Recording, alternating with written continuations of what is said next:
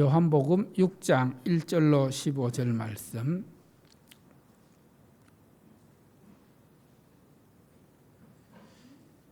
요한복음 6장 1절로 15절 말씀 한 절씩 우리 교독합니다. 1절입니다. 그 후에 예수께서 디베라의 갈릴리 바다 건너편으로 가시매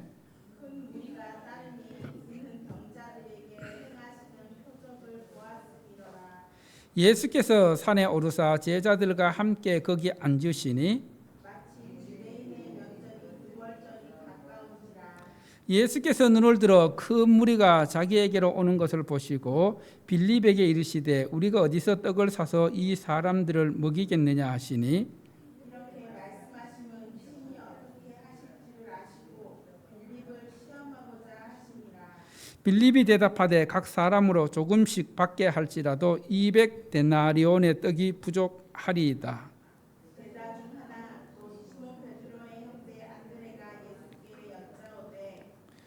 여기 한 아이가 있어 보리떡 5개와 물고기 2마리를 가지고 있나이다. 그러나 이것이 이 많은 사람에게 얼마나 되겠사옵나이까?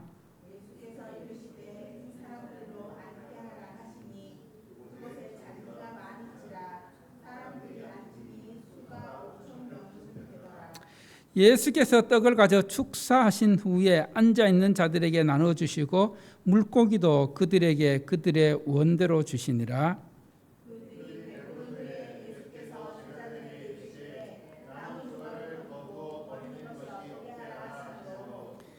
이에 그들이 보리떡 5개로 먹고 남은 조각이 12바구니에 찼더라.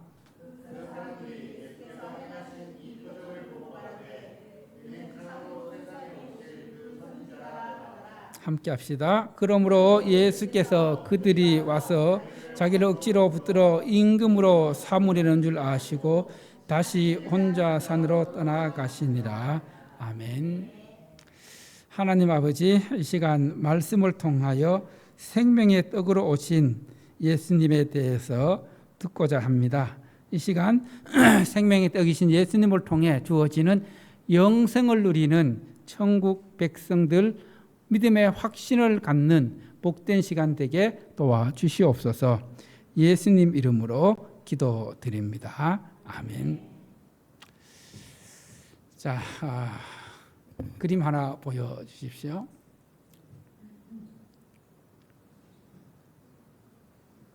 PPT에 없어요? 예, 그림이 없답니다. 중국의 그 황제 중에 진시황이라는 황제가 있습니다. 진시황 들어보셨죠? 자, 진시황 하면 여러분 생각나는 게 뭐가 있을까요? 네, 불로장생. 또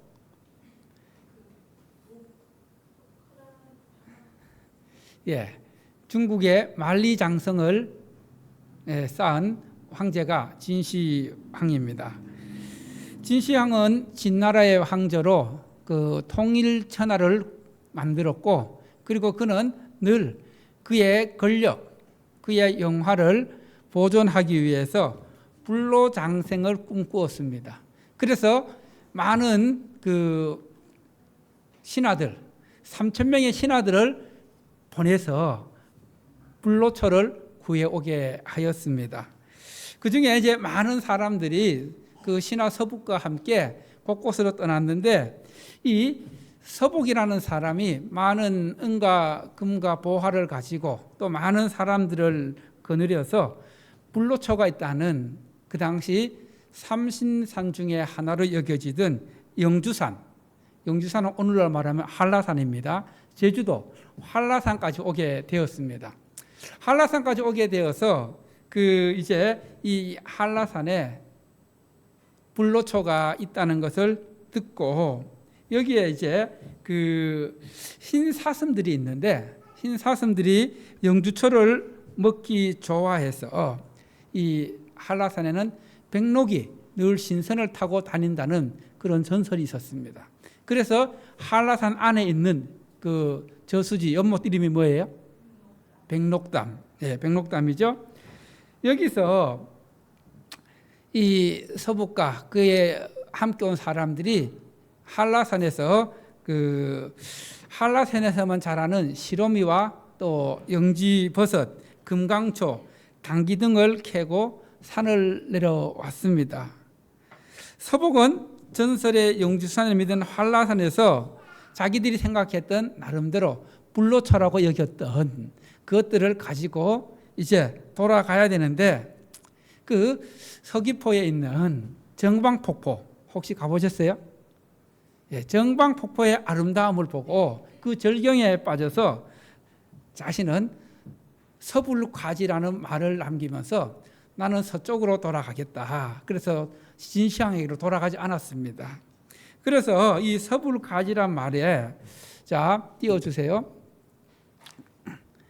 서쪽으로 돌아간 포구. 그래서 생겨난 이름이 뭘까요? 제주도에? 예, 서귀포. 서귀포라는 지명이 이렇게 해서 생겼습니다. 결국 그 진시황이 불로초를 구해서 불로장생하려고 했지만은 그 또한 죽음을 피하지 못했습니다.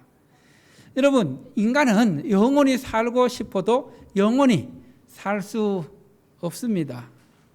아무리 과학이 발달하더라도, 아무리 좋은 약이 개발되더라도, 또 의술이 발달하더라도 죽음을 피할 수 있을까요? 죽음을 피할 수 없습니다. 이 죽음을 조금은 연기시킬 수는 있어도 죽음은 피해갈 수 없습니다. 그런데 하나님께서는 이 인간이 영생할 수 있는, 영원한 생명을 얻을 수 있는 길을 열어 놓으셨습니다. 그것이 바로 생명의 떡으로 오신 예수님이십니다. 그래서 오늘 말씀의 제목을 따라합시다. 생명의 떡으로 오신 예수님. 우리는 지난 시간에 요한복음이 기록되었을 당시 영주주의의 그 위협과 또 로마의 박해 속에서 예수님이 누구신지 정확하게 알려주기 위해서 예수님은 자기 선언, 에고에임이 7가지의 선언을 하셨다고 말씀드렸습니다. 요한복음 안에는 예수님의 자기 선언 몇 개가 있다고요? 7개. 혹시 다 기억하십니까? 네. 첫 번째가 바로 생명의 떡으로 오신 예수님, 오늘 본문 말씀입니다. 두 번째가 뭘까요? 나는 세상의 빛이다. 빛으로 오신 예수님. 그 다음에 나는 양의 문이다. 그 다음에 나는 선한 목자다. 그리고 나는 부활이요 생명이다. 그리고 나는 길이요 진리요 생명이다. 그 다음 마지막 나는 참 포도나무다. 이렇게 예수님의 자기 선언을 통해서 우리가 믿고 있는 예수님이 누구신지 여러분들도 잘 알아야 합니다. 예수님을 믿는다 하면서도 예수님이 누구신지, 예수님에 대해 무엇을 믿어야 할지 모른다면 그것은 올바른 믿음이라 할 수 없습니다. 먼저 오늘 본문의 배경을 보면은 유대인의 명절, 유월절이 가까웠을 때에 예수님께 많은 무리들이 찾아왔습니다. 왜냐하면 예수님께서 병자들에게 기적 행하시는 것, 표적을 행하시는 것을 보았기 때문입니다. 예수님께서 이렇게 이제 제자들에게 가르치려고 산에 올라가셨는데 많은 무리, 약 5,000명이 넘는, 성경에 5,000명이라고 했을 때에 여기 5,000명은 남자 어른들만 의미하는 숫자입니다. 그래서 실제로 보면은 어린 아이들, 그리고 또 여자들, 또 연세 드신 분들 이렇게 다 포함하면은 10,000명도 훨씬 넘는 그런 사람들이 예수님께 모여들었습니다. 오늘 이 말씀을 통해서 예수님께서는 육신의 배고픔보다는 인간에게 있어서 더 중요한 양식이 있다고 우리에게 말씀하십니다. 그러면서 참 믿음은 무엇인지, 이 참 믿음에 대해서 알려주시는데 첫 번째로 참 믿음은 따라합시다. 믿음은 현실적인 문제를 뛰어넘는다. 자, 예수님께 찾아온 사람들이 오늘 PPT 안 들었어요? 네? 1번이 없다고? 예수님께로 모여든 사람들이 5천 명쯤 되었다 했습니다. 그래서 예수님께서는 이제 식사 때가 다가오고 있는데 그 많은 사람들이 어떻게 먹어야 되는지, 그래서 빌립에게 질문을 합니다. 야, 빌립아, 어디서 떡을 사서 이 많은 사람들을 먹일 수 있겠느냐? 예수님께서 이렇게 질문하신 의도는 빌립을 시험하기 위함이라고 말씀하셨습니다. 이미 많은 표적을 행하신 예수님을 온전히 믿고 있는, 신뢰하고 있는 믿음이 있는지를 보시기 위함이었습니다. 예수님께서는 이미 앞서서 요한복음에만 나와 있는 가나의 혼인잔치에서 어떤 기적을 행하셨습니까? 가나의 혼인잔치에서 물을 포도주로 만드는 그런 표적을 행하셨고, 그리고 또 그 5장에 보면은 다 죽어가던 왕의 신하의 아들을 고치신 사건도 기록되고 있습니다. 이렇게 가나의 혼인잔치에서 물을 포도주로 만드시고, 그리고 또 왕의 신하의 아들을 고치신 이 예수님에 대한 믿음만 있으면은 이 많은 무리들 먹이는 거 문제가 될까요? 되지 않을까요? 문제가 되지 않습니다. 여러분, 우리 삶에 있어서 따라합시다. 내 삶에 있어서 예수님 한 분이면 충분하다. 할렐루야. 나에게 아무것도 없다 할지라도 나에게 내 삶에 예수님 한 분만 계시면 충분하다는 것입니다. 반대로 우리가 100% 성공하는 삶을 살고 있고 100% 모든 것을 다 누리고 있다 할지라도 내 삶에 예수님이 계시지 않는다면 어떻게 될까요? 내 삶에 예수님이 계시지 않는다면 아무것도 아니라는 것이 성경의 가르침입니다. 자, 예수님의 질문에 빌립은 어떻게 대답하고 있는지, 자, 7절 말씀 함께 보도록 하겠습니다. 7절 말씀 시작. 빌립이 대답하되 각 사람으로 조금씩 받게 할지라도 200데나리온의 떡이 부족하리이다. 빌립이 생각할 때 여기에 모인 많은 사람들, 남자 장정만 5천 명이 되는데 이 사람들을 다 먹인다고 봤을 때에 이 사람들의 떡을 준비하기 위해서, 여기서 떡은 빵입니다. 그들의 주식은 빵이었기 때문에 이 빵을 준비하기 위해서 대략 계산해봐도 200데나리온. 오늘날로 치면은 한 2천만 원 정도 되는 그런 비용입니다. 그것으로도 부족할 것 같습니다. 여러분, 빌립의 이 대답 속에 숨어있는 의미가 무엇입니까? 빌립은 현실적으로 계산했습니다. 현실적으로 계산해 볼 때에 이 10,000명의 사람들이 넘는 사람들을 먹이기에 200데나리온도 부족할 정도로 많은 무리가 모였다는 것입니다. 한마디로 말하면은 현실적으로 볼 때 이 많은 사람들을 먹이려고 하면은 먹일 수가 없다는 겁니다. 먹일 수 있는 방법이 없다는 겁니다. 현실적으로 불가능하다는 대답입니다. 그러나 빌립이 한 가지 놓치고 있었던 것이 있습니다. 여러분, 현실적으로 불가능하다 할지라도 예수님은, 따라합시다. 예수님은 가능합니다. 믿으십니까? 우리 삶에 현실적으로 불가능하게 보일지라도 예수님께는 모든 것이 가능합니다. 예수님은 0%의 가능성도 100%의 가능성으로 만드시는 분이십니다. 할렐루야. 여러분, 우리가 현실적인 문제에 갇혀 있으면은 믿음의 눈으로 보지 못합니다. 올바른 믿음을 갖지 못합니다. 오히려 그 문제에 갇혀서 염려만 늘어납니다. 근심, 걱정만 늘어납니다. 예수님께서 빌립에게 대답했던 빌립의 대답을 통해 얻고자 하던 빌립의 어떤 대답을 듣길 원하셨을까요?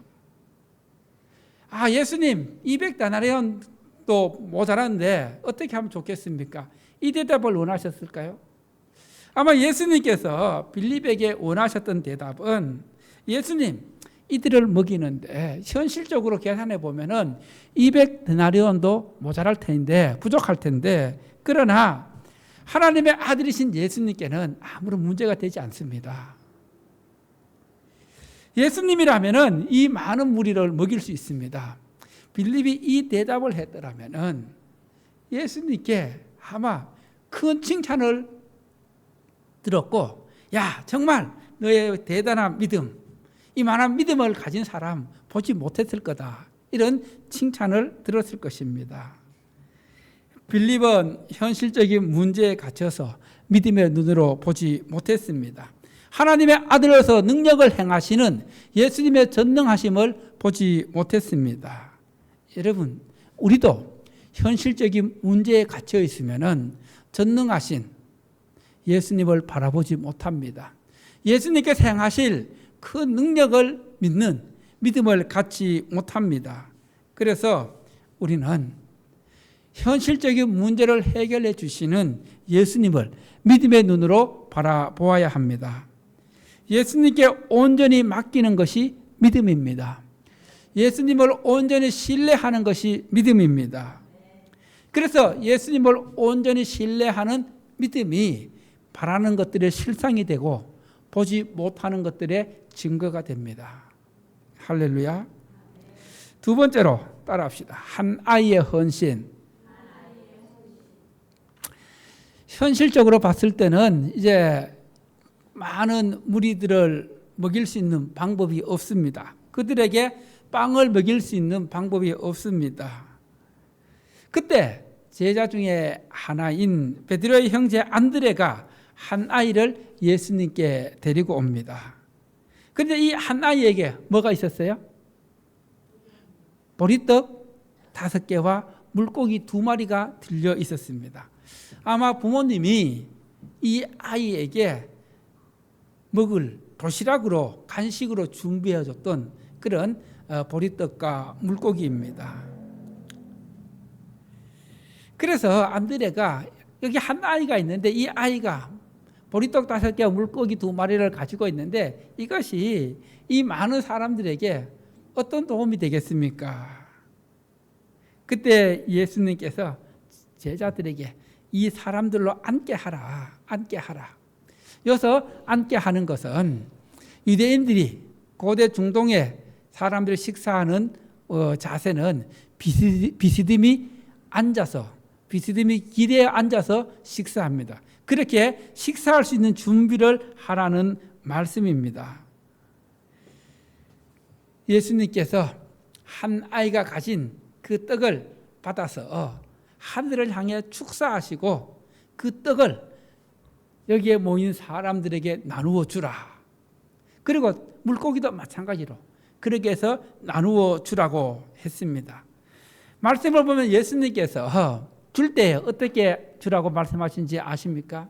따라합시다. 그들의 원대로 주라. 그들이 원하는 대로 주라고 말씀하셨습니다. 여러분, 이것은 무엇을 말합니까?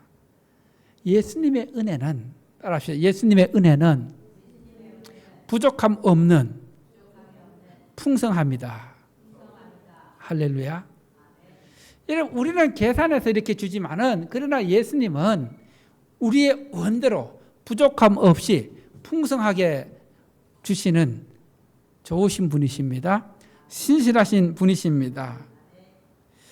자, 우리가 이 본문에서 주의 깊게 바라보아야 할 말씀이 있는데 그것이 무엇이냐 하면은 이 보리떡 5개와 물고기 2마리가 한 아이의 손에 들려 있을 때는 그냥 물고기 5개와 보리떡 5개와 물고기 2마리 자체였습니다. 그 이상 그 이하도 아니었습니다. 그런데 그것이 예수님의 손에 들려졌을 때에 어떻게 되었습니까? 예수님의 손에 들려졌을 때에 정말 거기에 모인 모든 사람들이 다 배불리 먹고 남을 정도로 풍성함으로 채워지는 그런 은혜가 주어졌다는 것입니다. 무엇을 의미할까요? 여러분, 내 손에 들려 있으면은 그대로이지만은 그러나 예수님의 손에 들려질 때에 우리가 상상할 수 없는 풍성한 은혜로 채워주십니다. 누구의 손에 들려져야 될까요? 하나님의 손, 예수님의 손에 들려질 수 있도록. 그리고 우리가 이 말씀에서 한 아이가 예수님께서 그 예수님께 자기의 도시락을, 자기의 먹을 양식을 온전히 드렸을 때에 이런 은혜가 주어졌습니다. 이렇게 한 아이가 예수님께 드린 이 헌신처럼 우리가 예수님을 다해, 예수님 앞에 최선을 다해 헌신하게 되면은, 최선을 다해 드리게 되면은 예수님께서는 부족함 없이 풍성하게 채워주십니다. 부족함 없는 풍성한 은혜를 허락해 주십니다. 우리는 주님 앞에 최선을 다하는 헌신의 삶을 살아야 합니다. 주님 앞에 최선을 다하는 헌금 생활을 해야 합니다. 그렇게 하면은 주님께서 우리가 생각지 못한 풍성한 은혜를 허락해 주십니다. 그 주님을 믿으십니까? 할렐루야. 우리가 주님 앞에 최선을 다해 헌신하고 드리면은 우리가 생각지 못한 방법으로 주님께서는 채워주십니다. 풍성한 은혜를, 부족함 없는 은혜를 허락해 주십니다. 할렐루야. 마지막으로 따라합시다. 표적을 행하신 이유. 예수님께서 이 보리떡 5개와 물고기 2마리로 많은 무리를 먹이심으로 그들의 먹는 문제를 해결해 주셨습니다. 그들의 먹는 문제를 해결해 주자 많은 사람들이 이분이야말로 우리가 기다리던 선지자다. 그러면서 예수님을 임금으로 삼으려고 합니다. 그것을 아신 예수님께서 그들을 피해서 혼자 산으로 가시며 또 이틀 후에 가버나움 바다 건너편에서 이 무리들을 다시 만나게 됩니다. 그러면서 예수님께서 정말 사람이 살아감에 있어서 먹는 것보다 더 중요한 것이 무엇임을 말씀하고 있는데, 자, 27절 말씀 함께 보도록 합니다. 시작. 썩을 양식을 위하여 일하지 말고 영생하도록 있는 양식을 위하여 하라. 이 양식은 인자가 너희에게 주리니 인자는 아버지 하나님께서 인치신 자니라. 여러분, 예수님께서 무엇을 위하여 일하지 말라고 했습니까? 썩을 양식을 위하여. 썩을 양식이 뭘까요? 우리 육신이 먹는 양식입니다. 즉 삶을 살아가면서, 인생을 살아가면서 먹고 살아가기 위해서 너무 거기에 몸부림치지 말라는 겁니다. 왜냐하면 그것보다도 더 중요한 생명의 양식, 영생하도록 하는 양식이 있기 때문에 거기에 대해 수고를 하고 애써야 하는 것이 가치가 있다고 말씀하고 있는 것입니다. 여러분, 예수님을 알지 못하는 세상 사람들은 어떤 양식을 위해 일하고 있습니까?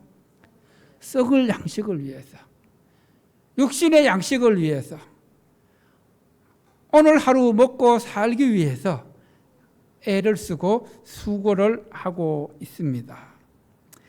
정말 먹고 사는 것, 경제적인 문제가 그들의 전부입니다. 그래서 세상의 대부분의 사람들이 정말 좀 더 맛있는 거 먹고 큰 집에서 또 좋은 차를 몰고 다니는데 여기에 모든 가치를 걸고 인생의 의미를 두고 살아갑니다. 그러나 분명한 것은 이것은 썩어 없어질 양식들이라는 것입니다. 그러나 하나님께서 보내신 인자, 하나님의 아들이신 예수님을 통해 주어지는 이 영생하도록 하는 생명, 영생을 얻는 것이 더 중요하다는 것입니다. 35절 말씀 우리 함께 봅니다. 35절 시작. 예수께서 이르시되 나는 생명의 떡이니 내게 오는 자는 결코 줄이지 아니할 터이요 나를 믿는 자는 영원히 목마르지 아니하리다. 자, 예수님께서 너희들이 썩을 양식을 위해 애쓰고 살아가고 있는데, 그러나 이 썩어질 양식은 없어지지만은 썩어지지 않는 영원히 남아있는 이 예수님 자신이 뭐라고요? 생명의 떡이다. 생명의 떡. 그래서 이 생명의 떡을 먹어야 영생한다. 여러분, 생명의 떡을 먹는다는 것은 무엇을 의미합니까? 예? 생명의 떡을 먹는다. 여러분들이 생명의 떡을 드셨습니까? 여러분 안에 영생이 있습니까? 영생이 있습니까? 어떻게 알 수 있습니까? 무엇으로 여러분 안에 영생이 있음을, 여러분의 안에 생명의 떡이 있음을 증거할 수 있습니까? 여러분, 생명의 떡을 먹는다는 것은 무엇을 의미합니까? 그것은 바로 따라합시다. 예수님을 믿는 것이다. 예수님을 믿는 것이다. 예수님을 믿는 것이 생명의 떡을 취하는 것이고, 그리고 이 생명의 떡을 취한다는 것은 곧 나에게 썩어 없어지지 아니할 영원한 그 양식, 영생이 주어졌습니다. 이렇게 예수님께서 하늘에서 내려오신 목적은 하나님의 뜻을 행하기 위함인데, 하나님의 뜻은 예수님께서 주신 모든 자들을 구원하기 위함입니다. 하나님의 아들을 예수를 보고 믿는 자마다 영생을 얻게 하기 위함입니다. 우리가 지난 시간에 요한복음 20장 31절 말씀, 오직 이것을 기록하면 예수께서 하나님의 아들 그리스도이심을 믿게 하려 하며 또 그 이름을 믿어서 믿음으로 말미암아 생명을 얻게 하려는 것임을 알고 있습니다. 여러분, 하나님 아버지께서 예수님을 통해 생명을 주신 그 영생은 예수님을 믿음으로만 주어지는 것입니다. 예수님을 믿는다는 것은 나의 현실적인 모든 것들을 예수님께 온전히 맡기는 것입니다. 신뢰하는 것입니다. 예수님을 믿는다 하면서도 맡기지 않는 것은 믿음이 아니라는 것이죠. 그래서 우리는 생명의 떡이신 예수님을 통하여 나는 어떤 삶을 살고 있는지, 썩을 양식을 위해 일하고 있는지, 아니면은 생명의 떡이신 예수님, 영생하도록 하시는 생명의 떡이신 예수님, 그 생명의 양식을 위해 수고하고 있는지 우리 자신을 한번 말씀에 비추어 보고, 한 아이가 예수님께 온전히 헌신했던 것처럼 예수님을 위해서 온전히 최선을 다해 헌신하는 삶을 통해서 여러분 안에 생명의 양식, 영생이 차고 넘치기를 축원합니다.